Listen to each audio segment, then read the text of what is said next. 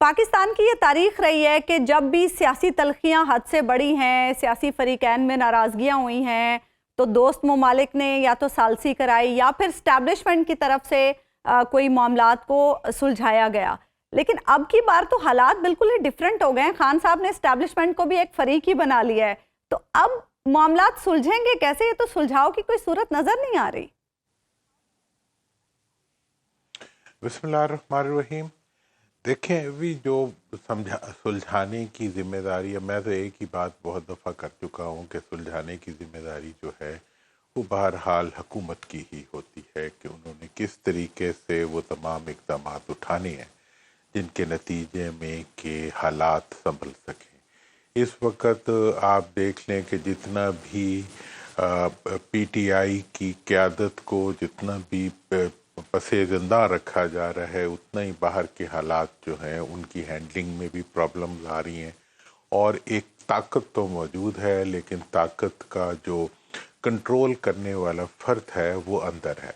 تو اس ساری صورتحال میں یہی ہوتا ہے کہ جب آپ نیچرل طریقے کے اوپر عوام کی جو جذبات ہوتے ہیں ان کو ایڈریس کر سکنے والی قیادتوں کو جب آپ سے زندہ ڈال دیتے ہیں تو اس سے پھر جو کنٹرولز ہوتے ہیں وہ خراب ہو جاتے ہیں، لا اینڈ آرڈر کی سچویشنز پیدا ہوتی ہیں. پاکستان کو آپ کی بات درست ہے جناب کہ مذاکرات ہونے چاہیے، لیکن آپ کو نہیں لگتا کہ جو 26 نومبر کا پروگرام تھا، 24 سے 26 نومبر تک کا جو سیاسی احتجاج تھا پی ٹی آئی کا، وہ اس کی ناکامی نے اسے کو دھچکا دیا ہے، یا آپ اسے ناکامی سمجھتے ہی نہیں؟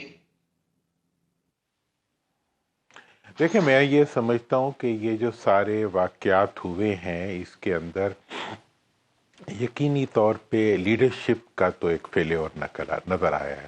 اور اس کی وجہ جو ہے بنیادی طور پہ وہ یہی ہے کہ جو ان کے ایکچول لیڈر ہیں وہ چونکہ جیل کے پیچھے ہیں اور ان سے رابطہ جو ہے وہی خود ایک بہت بڑا وہ چیلنج بنا ہوا ہے. پھر یہ مختلف قسم کی جو لیڈرشپس ہوتی ہیں وہ اپنے اپنے حساب سے چلنے کی کوشش کرتی ہیں، فیصلے جو ہیں ان کے اندر ڈسٹارشن آ جاتی ہے. تو یہ ویسے تو جو اب حکومت ہوگی وہ تو اس پہ خوشی منائے گی، ان کے لوگ جو ہیں اس کے اوپر کہیں گے جی بہت بڑی کامیابی ہو گئی کہ ہم نے جو ہے ایکسپوز کر دیا کہ جی ان کی قیادت کا اور ان کا اپنا کنٹرول کیا ہے. لیکن دیکھیں نقصان تو ملک کا ہوتا ہے. کیا اس سب چیز سے ٹکراؤ کم ہو گیا؟ کیا اس سب چیز سے ملک کے اندر جو ہے وہ امن آ گیا؟ اب جو آئندہ اقدامات ہیں اس وقت جب ہم اپنے ملک کے خلاف حقیقی دہشت گردی کے مقابلے سے جنگ کر رہے ہیں، اس وقت ہم پولیٹیکل پارٹیز کے افراد کو بھی اگر دہشت گردی کی طرف دھکیلنا شروع کر دیں گے تو اس کا مطلب یہ ہے کہ ہم ان افراد میں اضافہ کریں گے جو اسٹیٹ کے سامنے جو ہے وہ ایک چیلنج بنے ہوئے ہیں.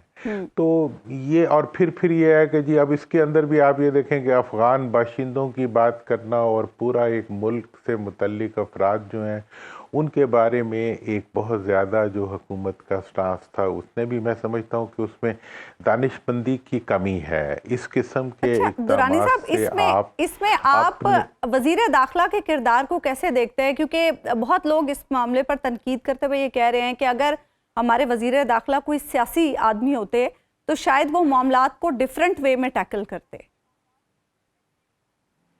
دیکھیں میرا تھوڑا سا مطلب میں ان سب ان کو بھی جانتا ہوں، بہت عرصے سے جانتا ہوں ان سے ایک، اور باقی سب لوگوں کو بھی جانتا ہوں. ان کی اگر آپ ہر چیز کی پازیٹیو نیگیٹیوٹیز ہوتی ہیں. اگر ان کی پازیٹیوٹی دیکھیں تو کم از کم اس پورے عرصے میں وہ واحد فرد ہیں جن کا ہر ایک سے رابطہ رہا ہے. مطلب یہ ہے کہ لوگ اسٹیبلشمنٹ کے ریفرنس سے بھی ان کو اکنالج کرتے ہیں، حکومت کے ریفرنس سے بھی اکنالج کرتے ہیں، اور اپوزیشن کے ساتھ وہ رابطہ کرنے میں بھی کسی قسم کی ہیسیٹیشن محسوس نہیں کرتے. ٹھیک ہے نا جی. تو یہ تو ان کی پازیٹیوٹی ہے. نیگیٹیوٹی ان کی یہ ہے کہ وہ بہت سے ایشوز میں ان کی انوالومنٹ ہے، اور دوسری بات یہ بھی ہے کہ وہ کسی ریگولر پولیٹیکل بیک گراؤنڈ سے ان کا تعلق نہیں ہے. اس کی وجہ سے جو پولیٹیکل لوگ ہیں ان کے اندر ایک تھوڑی سی ریزنٹمنٹ بھی پیدا ہوتی ہے. لیکن میرا یہ خیال ہے کہ اس وقت ایشو جو ہے وہ کسی وزیر کے ہاتھ کا نہیں ہے. ایشو کو ریزالو کرنا اس وقت پرائم منسٹر کے اختیار میں ہے. प्राइम मिनिस्टर को अब निकल आना चाहिए। आपने उस जनाब काबीना